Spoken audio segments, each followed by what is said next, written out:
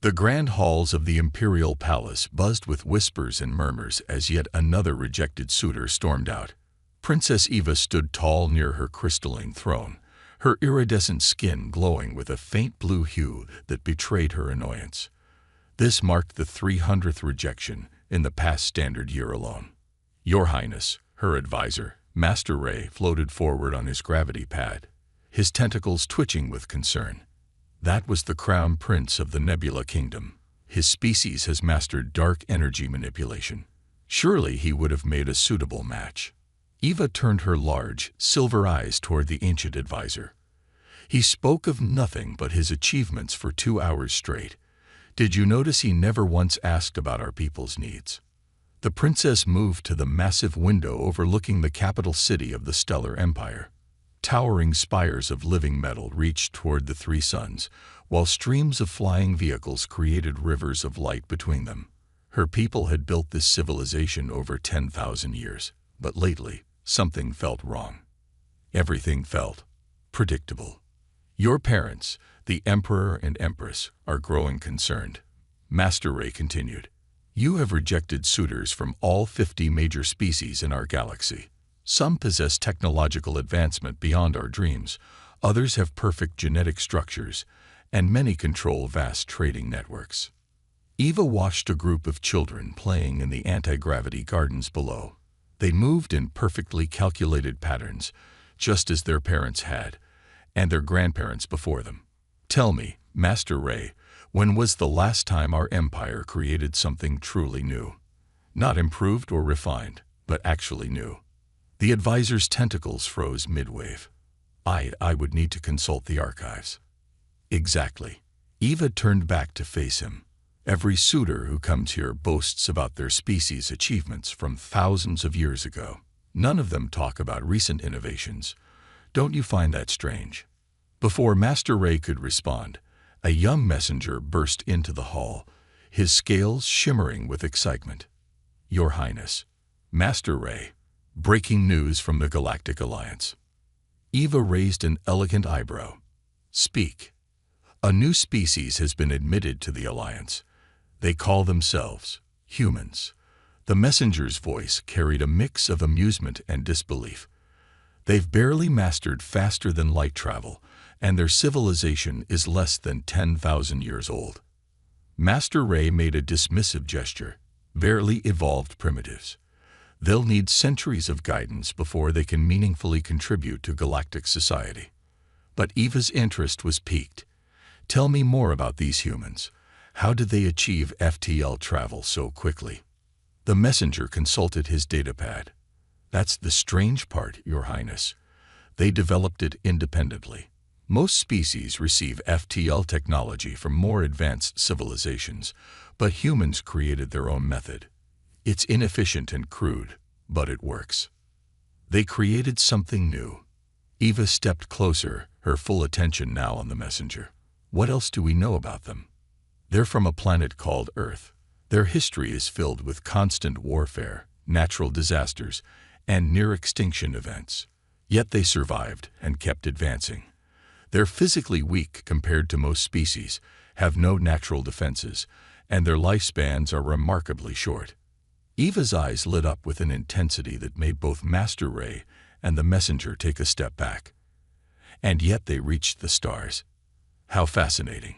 She turned to her advisor. "Master Ray, I want everything we have on human history, and send word to the Alliance. I wish to meet these humans." "Surely you're not considering." Master Ray's voice trailed off in horror. "I'm not considering anything yet," Eva replied, but a small smile played on her lips. "I simply want to understand how a species can advance so quickly despite such limitations. Don't you find it interesting?" As her advisor hurried away to fulfill her request, Eva returned to the window.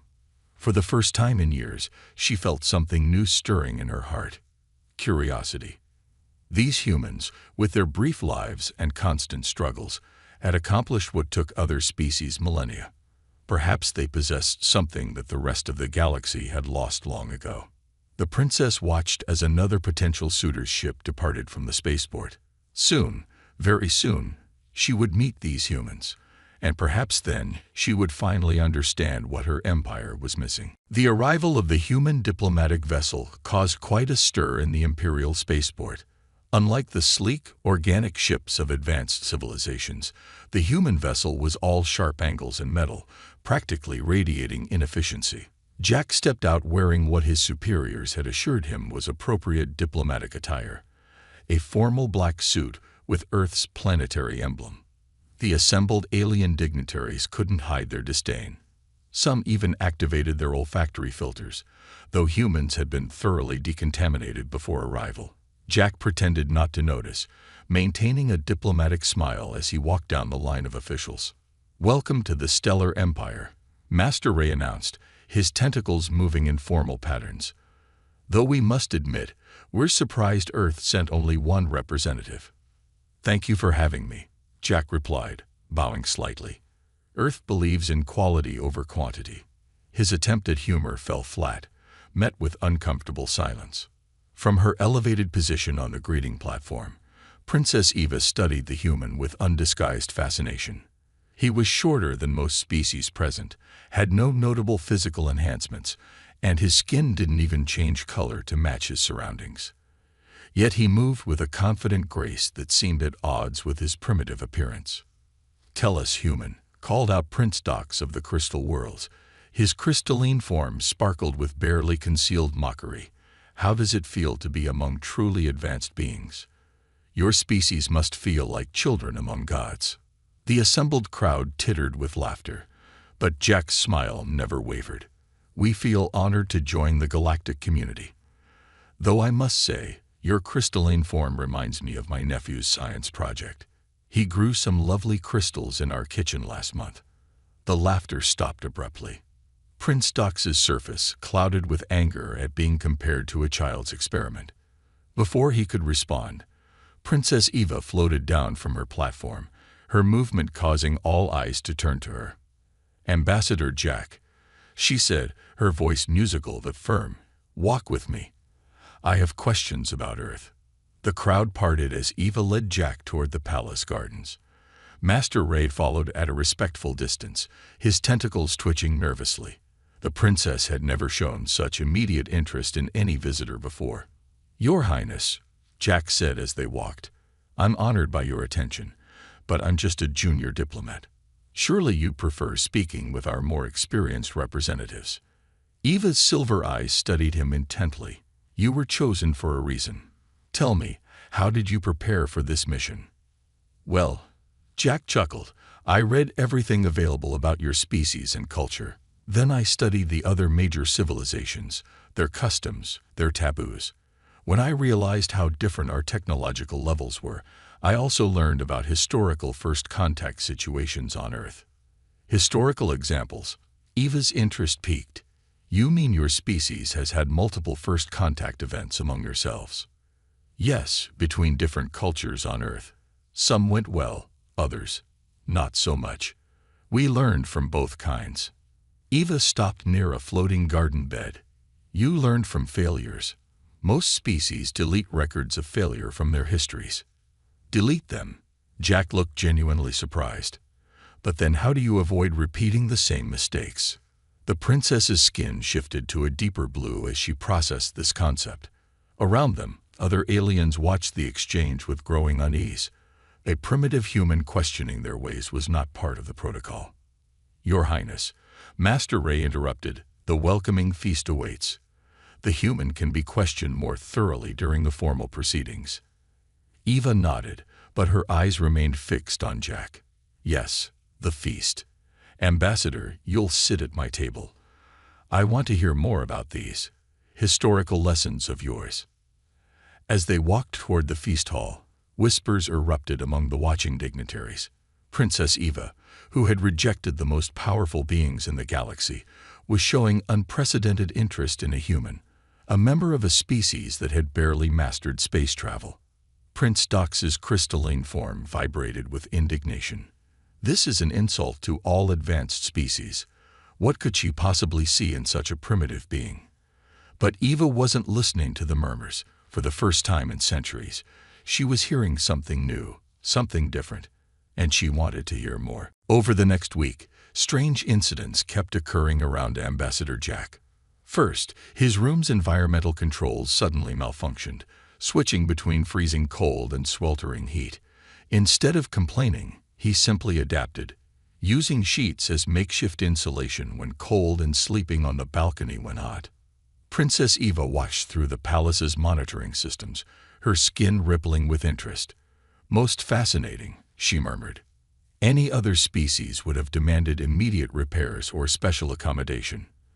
The next day, Jack's food synthesizer produced only inedible combinations. He responded by trading some earth coffee, which he brought as diplomatic gifts, with the kitchen staff for their personal meals. By the end of the day, he had not only secured food, but also made allies among the service workers. "Your Highness," Master Ray protested, floating anxiously beside Eva's observation station. "These tests are most irregular. The human should be evaluated based on his diplomatic capabilities, not his survival skills." Eva's eyes never left the screens. "Quiet, Ray. I'm conducting an experiment." On the third day, Jack's translator mysteriously failed during a crucial trade negotiation. Instead of withdrawing, he used hand gestures and simple drawings to communicate, eventually securing a better deal than anyone expected. The alien merchants were so amused by his improvised communication that they offered favorable terms just to continue the entertaining exchange. "Remarkable," Eva noted. "He turns disadvantages into advantages." Prince Dox, who had been watching the proceedings with growing alarm, finally confronted Eva in the palace's crystal garden. "This has gone far enough. You rejected my proposal, claiming I lacked innovation, yet you waste time studying this primitive creature." Eva turned to face him, her skin pulsing with annoyance. "Tell me, Prince Dox, what would you do if your translator failed during negotiations?" "That's impossible. Our technology never fails." "But if it did, then I would summon a technical team and postpone the meeting, as protocol dictates." Eva's skin flickered with something like triumph. "Exactly. You can only function within established parameters. The human adapts." The fourth test was more dramatic. During a routine tour of the palace's lower levels, Jack's anti-gravity belt failed, leaving him stranded on a maintenance walkway high above the ground. Instead of panicking, he carefully analyzed his situation, used his belt's power cable as a makeshift rope, and performed a controlled descent to safety. He could have died. Master Ray exclaimed, his tentacles writhing in distress. "But he didn't," Eva replied calmly. "He solved the problem with available resources." The final test came during the Grand Imperial Ball. As Jack entered the ballroom, the gravity shifted randomly, causing chaos among the guests. Most aliens activated their emergency stabilizers or simply left the area. Jack, however, treated it like a game, adjusting his movements to the changing gravity, even managing to dance gracefully through the fluctuations. Princess Eva watched as other guests began to imitate his movements, turning a potential disaster into an impromptu celebration. Her skin glowed with a warmth she hadn't felt in centuries. "Your Highness," Jack approached her after the gravity returned to normal, slightly out of breath but smiling. "I couldn't help but notice that all these accidents seemed rather targeted." Eva's skin flickered with surprise. "You knew?" "After the second incident, it was pretty obvious. I'm curious, did I pass whatever test this was?" Before Eva could respond, the Emperor himself appeared, his massive form towering over them. "Daughter, we must discuss your recent behavior. These tests of yours are causing quite a stir among our allies." Eva stood her ground. "Father, have you noticed how many of our guests tried dancing in variable gravity tonight? When was the last time you saw our people attempt something new just for the joy of it?" The Emperor's skin darkened thoughtfully as he looked between his daughter and the human ambassador. Something unprecedented was happening in his court, and for the first time in millennia, he wasn't sure what would happen next. And that, Eva realized, was exactly the point. The Imperial Library was a vast chamber containing the accumulated knowledge of thousands of civilizations. Holographic data streams flowed through the air like rivers of light, while ancient texts floated in stasis fields. In a private study alcove, Princess Eva faced her parents and the High Council. "Explain yourself, daughter." The Emperor's voice resonated through the chamber. "Why have you been conducting these unauthorized experiments on the human ambassador?" Eva waved her hand, activating a series of historical projections. "I spent the last 5 years studying something no one else has bothered to examine: the evolutionary history of every major species in our galaxy." The Empress's skin rippled with concern.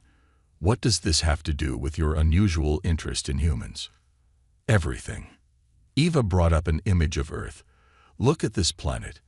In its relatively short history, it has experienced 5 mass extinction events, countless climate shifts, and continuous geological upheaval.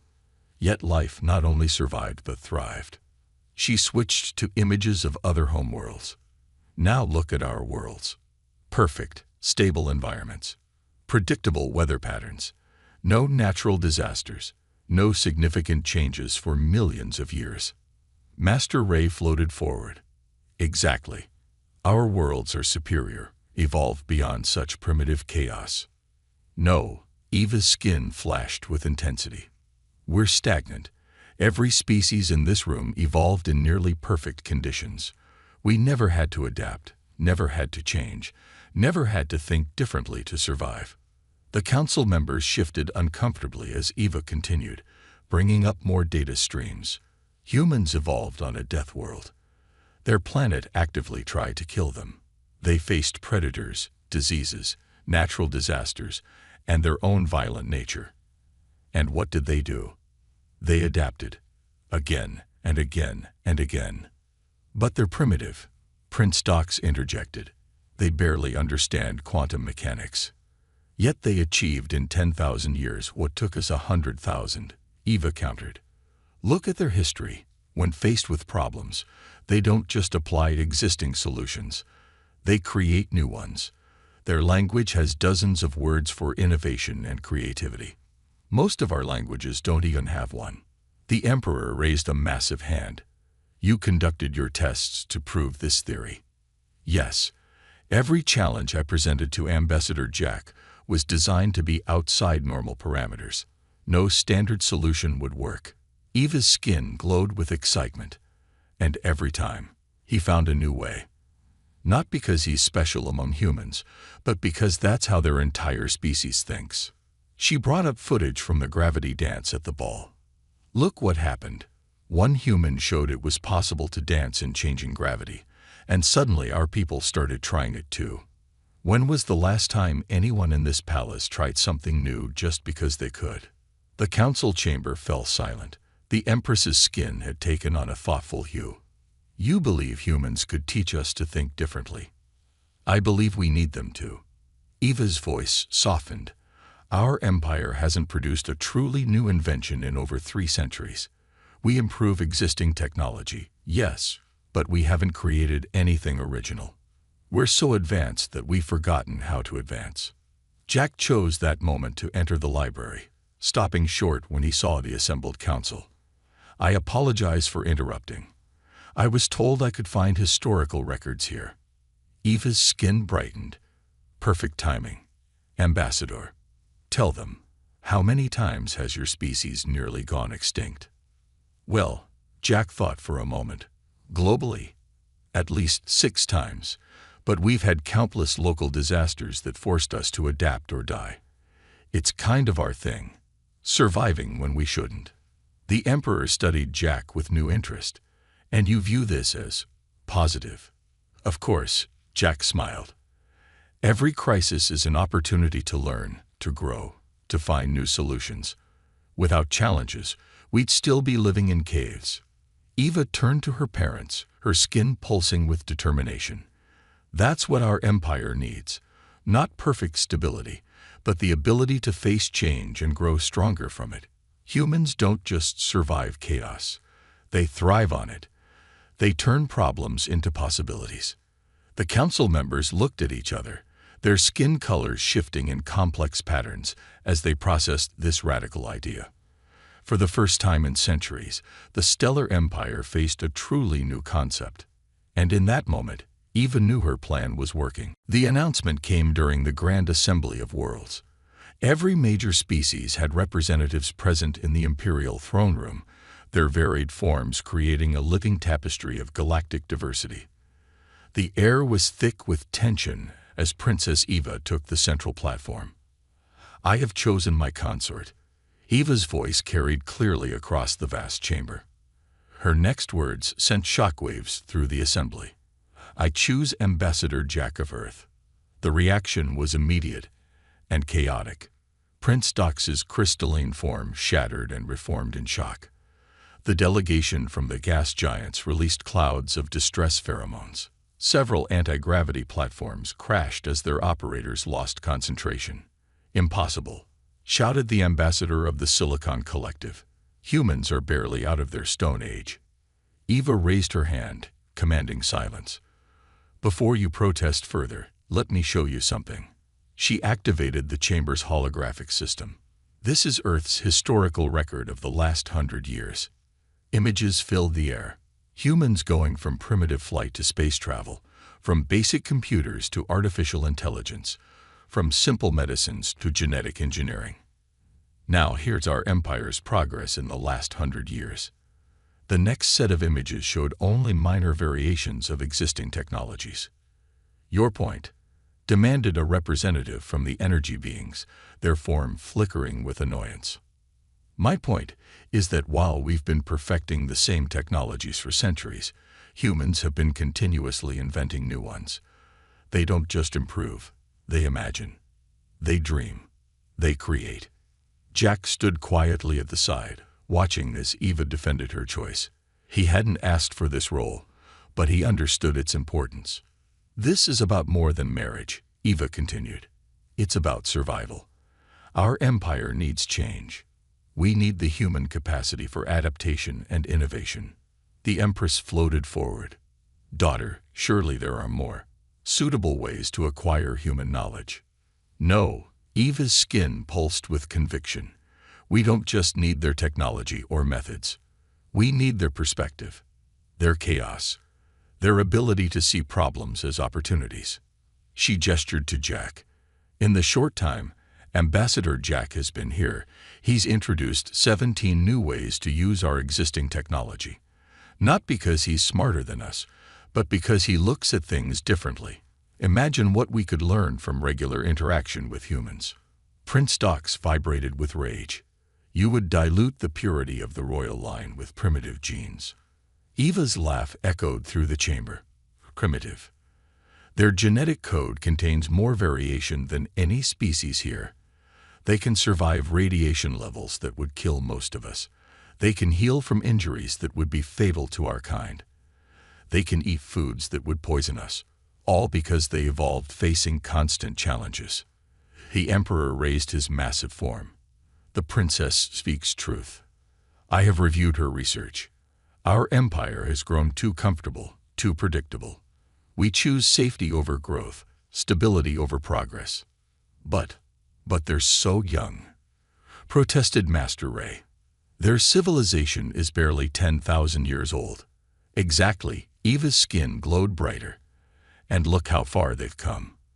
While we spent 10,000 years refining what we already had, they went from stone tools to starships. They make mistakes, yes, but they learn from them. They fall, but they get back up and try something new." She turned to face Jack. "I choose you not just as a consort, but as a symbol of what our empire needs to become. Will you accept?" Jack stepped forward, his diplomatic training warring with his honest nature. He chose honesty. "Your Highness, I accept, but I have one condition." The assembly murmured in shock. No one had ever dared place conditions on royal marriage. "Name it," Eva said, her skin showing amusement rather than offense. "This has to be a true partnership, not just between us, but between our peoples. We have as much to learn from you as you do from us." Eva's skin turned a deep, pleased blue. You see, she addressed the assembly. Even now, he thinks of ways to improve the arrangement. This is why I choose humanity. This is how we'll grow stronger. As the assembly erupted in discussion, Eva knew she had started something that couldn't be stopped. Change was coming to the stellar empire, ready or not. 3 months after the announcement, changes began rippling through the stellar empire in unexpected ways. It started small, in the imperial palace kitchens, where staff members were experimenting with manual food preparation after Jack mentioned how humans still cooked by hand. "But why not use the synthesizers?" asked a puzzled food service worker, watching Jack chop vegetables. "Because sometimes accidents lead to discoveries," Jack explained, accidentally dropping some spices into the pot. The resulting dish was unlike anything in the Empire's database, and soon palace workers were deliberately making mistakes to create new flavors. In the technology sector, the impact was more dramatic. During a routine maintenance review, Jack asked a simple question: "Why do your ships only use crystalline power cores?" The chief engineer's skin turned pale blue with confusion. "Because they're the most efficient power source known." "But what if they fail? Wouldn't it make sense to have a backup using different technology?" This simple question led to the first major engineering innovation in the Empire in 3 centuries: hybrid power systems combining multiple energy sources. Princess Eva watched these changes with growing satisfaction. In her private chambers, she reviewed reports of similar disruptions across the Empire. "Your Highness," Master Ray entered, his tentacles twitching anxiously. "The Educational Council is in uproar. Students are asking questions that aren't in the approved curriculum." Eva's skin rippled with pleasure. "Excellent. What kind of questions?" "Terrible ones. Like, why do we do things this way? And what if we tried something different?" "It's chaos." "It's growth," Eva corrected. She brought up a holographic display showing innovation metrics across the Empire. The graph, flat for centuries, now showed an upward spike. The changes weren't always smooth. In the diplomatic quarter, a crisis erupted when a young official suggested changing the 1,000-year-old greeting protocols. "But humans shake hands," the official argued. "Why can't we incorporate other greeting styles?" The resulting debate lasted weeks, but eventually the diplomatic corps adopted a flexible system allowing for cultural variations. Jack found himself at the center of many of these discussions, not because he had the answers, but because he asked questions nobody had thought to ask in millennia. "Your approach to problem-solving is infectious," Eva told him one evening as they watched the 3 suns set. "Our people are starting to think differently." "They're starting to think for themselves," Jack corrected. "All I do is ask why and what if." The biggest challenge came from the conservative faction of the imperial court. Prince Dox led a formal protest, claiming that these changes threaten the empire's stability. "Look at this chaos," he proclaimed before the High Council. "People questioning traditions, experimenting with untested ideas, taking unnecessary risks." Eva stepped forward, her skin glowing with intensity. "Show them the defense system test results." The holographic display revealed something remarkable. The Empire's military units that had adopted human-inspired flexible thinking and backup systems had performed 40% better in crisis simulations. "This isn't chaos," Eva declared. "This is evolution. For too long, we've confused stability with stagnation. True stability comes from being able to adapt to change, not from avoiding it." The Emperor, who had been quietly observing these developments, finally spoke. "My daughter is right. I've watched our people come alive these past months. They're thinking, creating, growing. When was the last time you saw children playing with homemade toys instead of approved educational devices?" The council chamber fell silent as images appeared of young aliens inventing new games, creating art in unexpected ways, and asking questions that had no pre-programmed answers. "This is just the beginning," Eva said softly. "Humans didn't just survive because they were adaptable. They survived because they never stopped wondering what else was possible." As if to prove her point, a young palace worker burst into the chamber. a serious breach of protocol that would have been unthinkable months ago. Your Majesties, we've discovered something amazing. When you combine our biotechnology with human musical principles, the revolution wasn't just changing the Empire's technology or methods. It was changing its soul, awakening a long-dormant spirit of curiosity and creativity. And it was unstoppable. 1 year after Princess Eva's shocking choice, the Imperial Palace hosted a celebration unlike any in the Empire's history. The traditional rigid ceremonies had been replaced with an open festival that mixed customs from Earth and various alien cultures. In the Grand Hall, Eva and Jack stood before their gathered guests. The princess's skin glowed with a complex pattern of colors that reflected both joy and triumph, while Jack wore a suit that combined Earth formal wear with bioluminescent imperial designs. "Look at them all," Eva whispered to Jack, gesturing at the diverse crowd.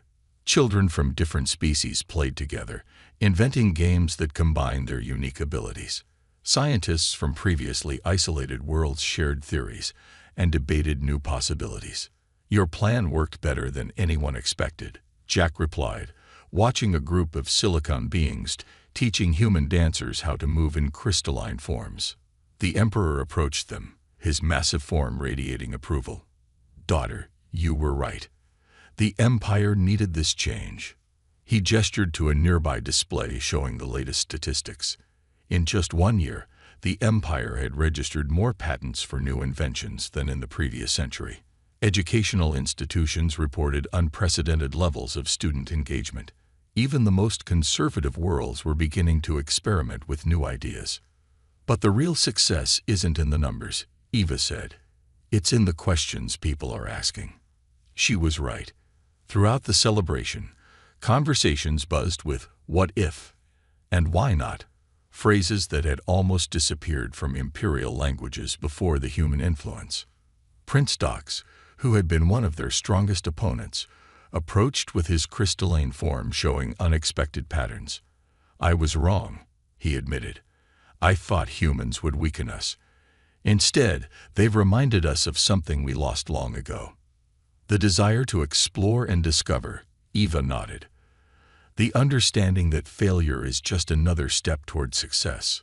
Across the Empire, changes were becoming permanent. The military had reorganized to encourage initiative and adaptability. Science academies now required students to question existing theories. Even the rigid social structures were becoming more flexible.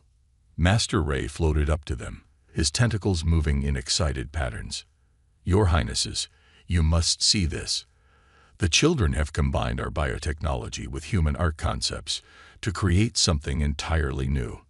They followed him to a side chamber where young aliens and humans had created a living mural that responded to emotions and music. It was beautiful, unpredictable, and impossible by traditional imperial standards. "This is why I chose humanity," Eva announced to the gathered crowd. "Not just Jack, but what humans represent. They taught us that true strength isn't in perfection. It's in the ability to change, to grow, to imagine new possibilities." Jack squeezed her hand gently. "And you taught us that advanced technology doesn't have to mean losing creativity. Some of our scientists are still trying to understand how your biotechnology works." "That's the point." Eva's skin pulsed with emphasis. "We all have something to teach and something to learn. The future isn't about one species leading and others following. It's about combining our strengths." The Empress joined them, her form shifting with maternal pride. "The old ones worried that mixing with humans would weaken our bloodline. Instead, it has strengthened our entire civilization." As if to prove her point, a group of young officials presented their latest project, a new type of space vessel that combined human-style redundancy systems with imperial biotechnology. It was less efficient than traditional designs, but far more adaptable to unexpected situations. "We used to think we were teaching humans how to join galactic civilization," Prince Dox observed. "Instead, they taught us how to live again." Eva smiled, her skin glowing with all the colors of satisfaction. "That's the secret I discovered while studying Earth's history." Humans never stopped evolving because they never stopped facing challenges. Now they'd helped us remember how to do the same. As the celebration continued around them, Eva and Jack watched their people, humans and aliens alike, sharing ideas, making mistakes, trying again, and creating something new with each attempt. The stellar empire had awakened from its long slumber of perfection, and the galaxy would never be the same.